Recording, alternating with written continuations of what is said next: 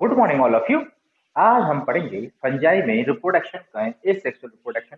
पहले वाले पार्ट में हमने बताया कि फंजाई में जो रिप्रोडक्शन है वो तीन प्रकार से होता है: वेजिटेटिव रिप्रोडक्शन, एसेक्सुअल रिप्रोडक्शन और सेक्सुअल रिप्रोडक्शन। तो वेजिटेटिव रिप्रोडक्शन सिंपल था कि फ्रेगमेंटेशन के द्वारा बाइनरी फिजन है या फिर बडिंग के द्वारा होता है, वो सिंपल था। यहाँ हम पढ़ेंगे एसेक्सुअल रिप्रोडक्शन। एसेक्सुअल रिप्रोडक्शन जो है वो होता है स्पोर के द्वारा। डिफरेंट टाइप्स के स्पोर्स बनते हैं और उनके द्वारा एसेक्सुअल रिप्रोडक्शन होता है। तो ये एसेक्सुअल रिप्रोडक्शन किसके द्वारा होगा? स्पोर के द्वारा। बीजाणु बनते हैं इसमें अलग अलग प्रकार के। तो यहाँ देखते हैं कि क्या होता है कि ये पहला वाला है स्पोरेंजियो स्पोर। बीजाणु बनते हैं स्पोरेंजियो स्पोर में, बीजाणुधानी बीजाणु। इसमें क्या होता है कि ये जो कवक तंतु है, कवक तंतु के शीर्ष पर ये फंजाई का जो शरीर है वो बना होता है कवक तंतु हाइफी से। हाइफी के शीर्ष पर फूले हुए गुब्बारे नुमा संरचनाएं बन जाती है, इनको कहते हैं स्पोरेंजिया, बीजाणु धानी। और जिस कवक तंतु के शीर्ष पर ये लगी होती है उसको बोलते हैं स्पोरेंजियो फोर, बीजाणु धानी धर। अच्छा, बीजाणु धानी को धरने वाला, धारण करने वाला। और ये है स्पोरेंजिया, बीजाणु धानी। ये पूरी पूरी एंडोजीनस जीनस की उत्पत्ति है अंतरजात। अंतरजात मतलब किसी संरचना के अंदर बीजाणु का बनना। ये जो बीजाणु बन रहे हैं वो किसी संरचना के अंदर बन रहे हैं, तो उत्पत्ति कैसी? एंडोजीनसली, अंतरजात, किसी के अंदर उत्पत्ति हो रही। तो ये जो बीजाणु बन रहे हैं यहाँ पर, ये सारे किस प्रकार के होंगे उत्पत्ति के आधार पर? एंडोजीनसली। तो उत्पत्ति के आधार पर ये कैसे होंगे? एंडोजीनस, अंतरजात। कुछ समय पश्चात जब ये बीजाणु बन जाते हैं बहुत सारे, तो ये जब मैच्योर हो जाती है पूरी पूरी बीजाणु धानी, तो बीजाणु धानी का शीर्ष एक स्थान से फट जाता है और ये जो बीजाणु है ये वातावरण में मुक्त हो जाते हैं।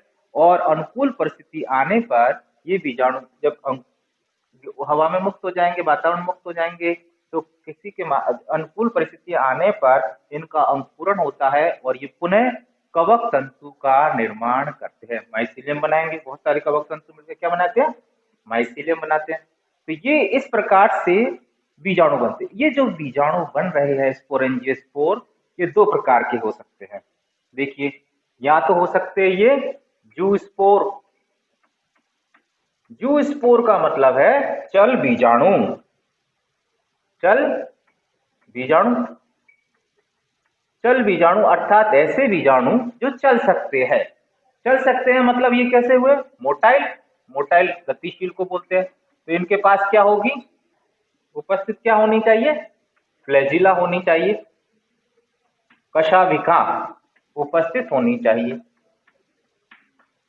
जिसके माध्यम से ये गति कर सकते हैं। तो कशाभिका के आधार पर जिन ऐसे बीजाणु जिनमें कशाभिका उपस्थित होती है वो जूस्पोर कहलाएंगे। तो जूस्पोर इस पूरी फंजाई में तीन प्रकार की फ्लैजिलाएं अलग अलग वर्ग में देखने को मिलती है। या तो हो सकती है कि एक सिंगल फ्लैजिला हो, ये पूरा पूरा बीजाणु, बीजाणु जो बनते हैं ये कोशिका भित्ति विहीन है और इसके पश्च सिरे पर फ्लैजिला उपस्थित हो सकती है, बी प्लस टाइप की। बी प्लस टाइप की फ्लैजिला पहले बताई थी, प्रत्येक प्रकार की कशेरुका जिसमें कि कोई भी रोम जैसी संरचना नहीं पाई जाती। तो पश्च सिरे पर पिछले वाले पार्ट पर एक कशाभिका उपस्थित होती है। तो इसका एग्जाम्पल जो है ये है काइट्रीडियोमाइसिटीज वर्ग के, काइट्रीडियोमाइसिटीज वर्ग में ये पाई जाती है। इस प्रकार की जिसमें पश्च सिरे पर पश्च पोस्टीरियर पार्ट में बी प्लस प्रकार की फ्लैजिला उपस्थित होती है। पहला तो ये हो सकता है कि यूनिफ्लैजिलेट हो, सिंगल यूनिफ्लैजिलेट। यूनि मतलब सिंगल, एक कशाभिका उपस्थित हो। एक कशाभिका में अग्रभाग पर हो सकती है। दूसरा देखें तो पश्च अग्रभाग में ये पूरा का पूरा बीजाणु है और जूस्पोर है और इसके अग्रभाग में कशाभिका उपस्थित होती है। और ये कशाभिका कैसी होगी? टेंशियल टाइप की, अर्थात इसमें रोम, ये जो हेयर लाइक संरचना है ये पाई जाएंगी, टेंशियल टाइप की बोलते हैं। कुछ प्रकार की कशाभिका। तो ऐसे स्पोर जिनमें की टेंशियल टाइप की फ्लैजिला अग्र सिरे पर पाई जाएगी। तो इसका एग्जाम्पल है हाइपोकाइट्रिडियोमाइसिटीज वर्ग के सवालों में डियोमाइसिटीज। हाइपोकाइट्रिडियोमाइसिटीज वर्ग के सवालों में वो फंजाई में इस प्रकार के स्पोर उपस्थित होते हैं। दूसरा ये हो गया पहला कि जिसमें पश्च सिरे पर कशाभिका उपस्थित सिंगल और बी प्लस टाइप की हो, काइट्रिडियोमाइसिटीज वर्ग में पाई जाती है। दूसरा ऐसे जिसमें अग्र सिरे पर टेंसिल टाइप की फ्लैजिला पाई जाती है, ऐसे स्पोर जू स्पोर, तो ये पाए जाएंगे हाइपोकाइट्रिडियोमाइसिटीज वर्ग में। तीसरा सी जो टाइप का है उसमें क्या होगा, इस प्रकार के स्पोर होते हैं कि जिनमें एक कशाभिका तो मिलेगी आपको टेंशियल टाइप की, टेंशियल टाइप की कशाभिका होती है, और एक होगी बी प्लस टाइप की। तो ये जो है वो हो गए बाइफ्लैजिलेट, बाइफ्लैजिलेट द्विकशाभिकी। एक कशाभिका ये, एक कशाभिका ये, दो कशाभिका पार्श्व भाग में या अग्र भाग में हो सकती है, तो पार्श्व में हो सकती है या अग्र भाग में। तो इस प्रकार के स्पोर जो स्पोर पाए जाते हैं ओमाइसिटीज वर्ग, खासियत है ये ओमाइसिटीज वर्ग के फंजाई में, ओमाइसिटीज में इस प्रकार के जीव स्पोर पाए जाते हैं जिसमें दो कशाभिकाएं होंगी, एक कशाभिका टेंसिल, दूसरी बी प्लस टाइप की फ्लैजिला उपस्थित होती है। ओमाइसिटीज में एल्बुगो सबसे अच्छा उदाहरण है, एग्जांपल है। ओमाइसिटीज एल्बुगो से व्हाइट रस्ट ऑफ क्रूसिफर नामक डिसीज पैदा होती है।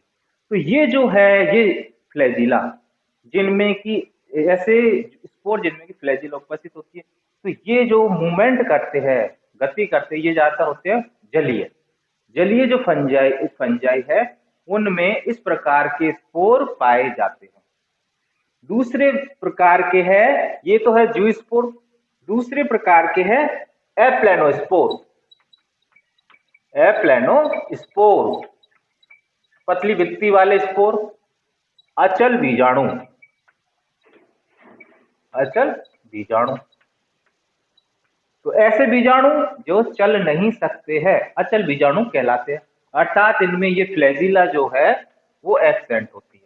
फ्लैजिला एब्सेंट होने वाले इनका एग्जाम्पल है जाइगोमाइसिटीज वर्ग में, जाइगोमाइसिटीज वर्ग के फंजाई में इस प्रकार के एप्लेनोस्पोर प्रकार के स्पोर पाए जाते हैं, अर्थात इनमें फ्लैजिला एब्सेंट होती है, फ्लैजिला नहीं पाई जाती है। और इनका जो डिस्पर्सल होगा वो वायु द्वारा, हवा द्वारा, कीट के द्वारा हो सकता है, जल के वायु के द्वारा डिस्पर्सल होता है। तो मेनली जो स्पोरेंजियोस्पोर बन रहे उत्पत्ति के आधार पर एंडोजीनसली बीजाणुधानी के अंदर बन रहे हैं, बीजाणुधानी जो बन रहे हैं बीजाणुस्पोर बन रहे हैं, दो प्रकार के हो सकते हैं, जूस्पोर प्रकार के या एप्लेनोस्पोर प्रकार के। जूस्पोर में चल बीजाणु गतिशील होंगे, इनमें फ्लैजिला उपस्थित हो सकती है। फ्लैजिला एक हो सकती है या दो, एक पश्च सिरे पर हो सकती है या अग्र सिरे पर, टेंशियल टाइप की, पश्च सिरे पर बी प्लस टाइप की। एग्जाम्पल काइट्रिडियोमाइसिटीज, अग्र सिरे पर जो टेंशियल टाइप की फ्लैजिला, इसके एग्जाम्पल है हाइपोकाइट्रिडियोमाइसिटीज वर्ग की फंजाई में पाई जाती है। और नेक्स्ट है बाइफ्लैजिलेट, जिनमें दो कशाभिकाएं पाई जाती है, पार्श्व भाग में या अग्र सिरे पर उपस्थित होती है, एक टेंशियल टाइप की होगी, एक बी प्लस टाइप की। ओमाइसिटीज वर्ग के फंजाई में इस प्रकार के स्पोर पाए जाते हैं। और एप्लेनोस्पोर अर्थात जिनमें फ्लैजिला नहीं पाई जाती है, ये कहलाएंगे एप्लेनोस्पोर जो जाइगोमाइसिटीज वर्ग के सवालों में पाए जाते हैं। ये जो स्पोर बन रहे हैं, ये वाले स्पोर जो बने हैं, ये कुछ समय तो मूवमेंट करेंगे, फिर कुछ समय मूवमेंट करने के पश्चात इनकी जो फ्लैजिला वो नष्ट हो जाएंगी और अनुकूल परिस्थितियों में अंकुरण होगा, और अंकुरण होकर के क्या बनाएंगे, ये कवक तंतु और बहुत सारे कवक तंतु मिलकर के कवक जाल का निर्माण करते हैं। तो इस प्रकार से इनकी पूरी लाइफ साइकिल चलती है रिप्रोडक्शन की। नेक्स्ट है कोनिडिया। कोनिडिया प्रकार, कोनिडिया जो है ये बनते हैं एक्सोजीनसली, अर्थात ये जो कवक तंतु के शीर्ष पर, ये कवक तंतु या तो शाखित हो सकते हैं या अशाखित हो सकते हैं, पट विहीन हो सकते हैं या पट युक्त, पट पाया भी जा सकता है और पट नहीं भी पाया जा सकता है। और ये जो उत्पत्ति के आधार पर देखें तो देखो ये डायरेक्टली एक्सोजीनस उत्पत्ति, किसी के अंदर नहीं बन रही, ये कॉनिडिया है, ये कॉनिडिया सारे सारे। उत्पत्ति कैसे हो रही, किसी संरचना के अंदर नहीं है, तो उत्पत्ति कैसे उनकी एक्सोजीनस की उत्पत्ति है, एक्सोजीनसली, वही जात उत्पत्ति है। ये कॉनिडिया डायरेक्ट कवक तंतु बनेंगे, शीर्ष पर एक श्रृंखला के रूप में बन सकते हैं, बनते जाएंगे और ये हवा से पृथक होते चले जाएंगे। नीचे से बनना शुरू हुए कॉनिडिया और ऊपर से टूट के पृथक होते चले जाते हैं, और जिस शाखा पर ये बन रहे हैं, जिस कवक तंतु पर ये बन रहे हैं, उसको बोलते हैं कॉनिडियोफोर। जहां इस प्रकार इसमें कहा गया स्पोरेंजियोस्पोर, बीजाणुधानीधर, उसी प्रकार कॉनिडिया को धारण करने वाले क्या करेंगे, कॉनिडियोफोर, कॉनिडियम धर कहलाते हैं। इनकी उत्पत्ति एक्सोजीनसली, कॉनिडिया मुक्त हुए, अनुकूल परिस्थितियां पर इनका अंकुरण हुआ और अंकुरण होकर के ये बनाते हैं माइसीलियम। तो इसका एग्जाम्पल हो गया ये कॉनिडियोफोर, और बहुत सारे कॉनिडियोफोर मिल करके एक और है, शब्द पड़ता है कोरेमियम, कोरेमियम और सिन्नेमा, सिन्नेमा। इसका मतलब क्या है कोरेमियम और सिन्नेमा का, कि बहुत सारे कॉनिडियोफोर, ये कॉनिडियोफोर हो गए, ये कॉनिडियोफोर हो गए, बहुत सारे कॉनिडियोफोर, जब कॉनिडिया स्तंभ रूपी पास पास बन जाते हैं बहुत सारे कॉनिडिया कॉनिडियोफोर पर, तो इसको बोलते हैं कोरेमियम या सिन्नेमा। बहुत सारे कॉनिडिया शीर्ष पर बन जाएंगे, पास पास गुच्छों के रूप में बन जाएंगे, इस प्रकार से कॉनिडियोफोर के ऊपर स्तंभ संरचना के ऊपर बन जाएंगे, स्टेम लाइक संरचना है, तो इनको कहा जाता है कोरेमियम या सिन्नेमा कहा जाता है। तो जिस प्रकार से कॉनिडिया का फॉर्मेशन होता है, दूसरे प्रकार के स्पोर है। नेक्स्ट है क्लेमाइडोस्पोर। क्लेमाइडोस्पोर जो बनते हैं, ये बनते हैं विपरीत परिस्थितियों में, जब परिस्थितियां अनुकूलित नहीं होती है, परिस्थितियां विपरीत होती है, तो क्या करते हैं, अपने बचाव के लिए इस प्रकार की मोटी भित्ति युक्त स्पोर का निर्माण कर लेते हैं।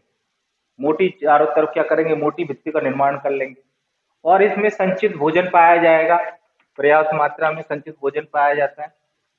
इस प्रकार से ये विपरीत परिस्थितियों को निकालने का काम करते हैं। जब अनुकूल परिस्थितियां आती है तो इनका अंकुरण होता है और नए प्रकार के माइसीलियम का फॉर्मेशन ये करते हैं। तो क्लेमाइडोस्पोर का निर्माण कब होता है, विपरीत परिस्थितियों में, एडवर्स कंडीशंस में, विपरीत परिस्थितियों में होता है।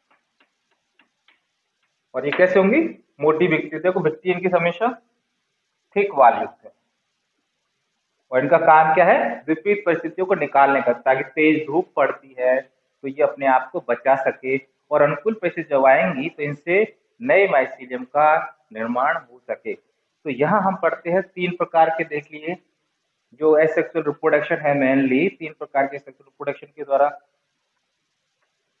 स्पोर के द्वारा यहाँ पर सेक्सुअल रिप्रोडक्शन हो रहा है। Sporangiospore, conidia, chlamydospore. स्पोरेंजियोस्पोर उत्पत्ति में एक्सोजीनसली है, बीजाणुधानी के अंदर बन रहे हैं। कॉनिडिया एक्सोजीनसली उत्पत्ति में, जिस पर कवक तंतु पे बन रहे हैं उसको कॉनिडियोफोर कहते हैं, कॉनिडियम धर, इसकी उत्पत्ति एक्सोजीनसली है। और क्लेमाइडोस्पोर जो बनते हैं, ये बनते हैं विपरीत परिस्थितियों में, मोटी भित्ति युक्त। तो ये हमने देखा यहाँ पर कि फंजाई में एसेक्सुअल रिप्रोडक्शन किस प्रकार से होता है। नेक्स्ट वीडियो हम देखेंगे कि फंजाई में सेक्सुअल रिप्रोडक्शन किस प्रकार से होता है। Thank you.